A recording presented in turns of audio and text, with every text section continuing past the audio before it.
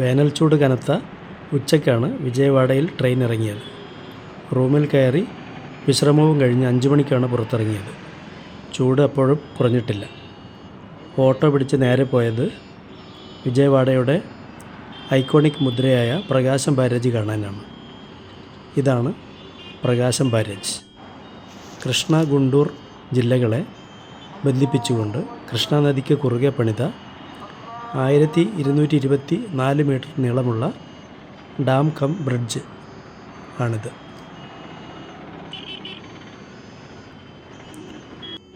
കൃഷ്ണാനദിയിലെ വെള്ളപ്പൊക്കം നിയന്ത്രിക്കുക, കാർഷിക ആവശ്യങ്ങൾക്ക് എല്ലാ സമയത്തും വെള്ളം ലഭ്യമാക്കുക, ആളുകളുടെയും ചരക്കിൻ്റെയും നീക്കം ത്വരിതപ്പെടുത്തുക തുടങ്ങിയ ആവശ്യങ്ങൾ മുൻനിർത്തി ബ്രിട്ടീഷ് ഇന്ത്യയിൽ 1798 മുതൽ പാലം നിർമ്മിക്കുന്നതിനുള്ള ആലോചനകൾ നടന്നെങ്കിലും 1850 അതിന് അംഗീകാരമുണ്ടായത്. 1852 പണി തുടങ്ങി 3 വർഷം കൊണ്ട് പണി പൂർത്തിയാക്കി. സർ ആർതർ കോട്ടൺ എന്ന ബ്രിട്ടീഷ് എഞ്ചിനീയറുടെ മേൽനോട്ടത്തിൽ അദ്ദേഹത്തിൻ്റെ ഡിസൈൻ അനുസരിച്ച് ക്യാപ്റ്റൻ ചാൾസ് ഓർ ആണ് ഇത് നിർമ്മിച്ചത്. അക്കാലത്ത് അതിൻ്റെ പേര് കൃഷ്ണ അണക്കെട്ട് എന്നായിരുന്നു. എന്നാൽ 1952 വെള്ളപ്പൊക്കത്തിൽ അണക്കെട്ടിന് വലിയ കേടുപാടുകൾ സംഭവിക്കുകയും പുതുക്കി നിർമ്മിക്കാതെ നിലനിൽപ്പില്ല എന്ന സാഹചര്യം ഉടലെടുക്കുകയും ചെയ്തു.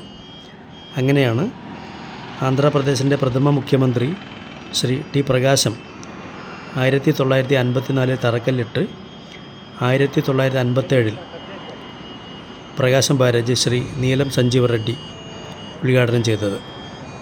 കൃഷ്ണാനദിയുടെ ഏക്കലടിയുന്ന ഡെൽറ്റ പ്രദേശങ്ങളിൽ ജലലഭ്യത ഉറപ്പുവരുത്തുന്നത് വഴി ആന്ധ്രയെ ഇന്ത്യയിലൊരു നെല്ലറയാക്കി മാറ്റാൻ കഴിഞ്ഞിട്ടുണ്ട്.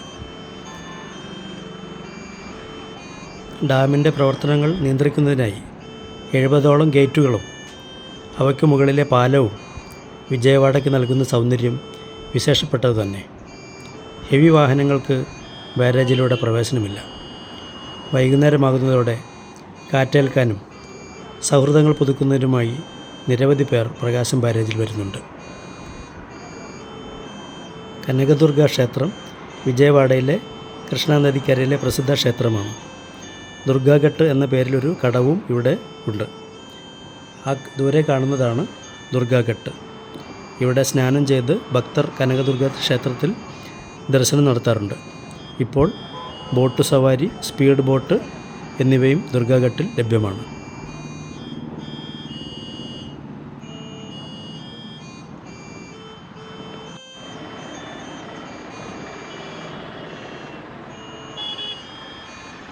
ഗുണ്ടൂർ ഭാഗത്തു നിന്നുള്ള പ്രകാശം ബാരേജിൻ്റെ കാഴ്ചയാണിത്.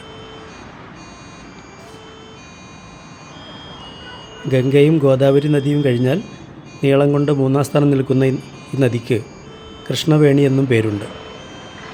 മഹാരാഷ്ട്രയിലെ മഹാബലേശ്വരിൽ നിന്ന് ഉത്ഭവിച്ച് ബംഗാൾ ഉൾക്കടലിലാണ് ഈ നദി പതിക്കുന്നത്.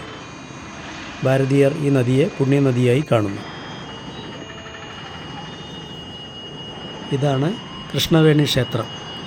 നദീദേവിക്കായുള്ള പ്രത്യേക ക്ഷേത്രമാണിത്. വെള്ളമില്ലാത്ത ഭാഗത്ത് ഇറങ്ങി ചിത്രങ്ങൾ എടുക്കുക എന്ന ഉദ്ദേശത്തോടെ വന്നപ്പോഴേക്കും സന്ധ്യയായി കഴിഞ്ഞു. ഇനി പ്രകാശം ബാരേജിൽ വിവിധ നിറങ്ങളിലുള്ള ബൾബുകൾ കണ്ണു തുറക്കും.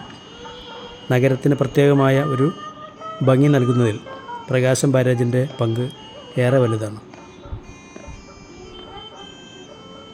വേനൽ കടുത്തതോടെ നീരൊഴുക്ക് ഏറെ കുറഞ്ഞിട്ടുണ്ട്.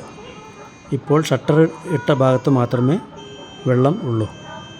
മറുഭാഗത്ത് ഏതാനും ചില ഭാഗത്ത് മാത്രമേ ഒഴുക്ക് കാണുന്നുള്ളൂ. ഏറെ നാളായി കാണാൻ ആഗ്രഹിച്ച പ്രകാശം ബാരേജ് അസ്തമയ സൂര്യൻ്റെ പ്രഭയിൽ കണ്ടപ്പോഴുള്ള സന്തോഷം ഒന്ന് വേറെ തന്നെ.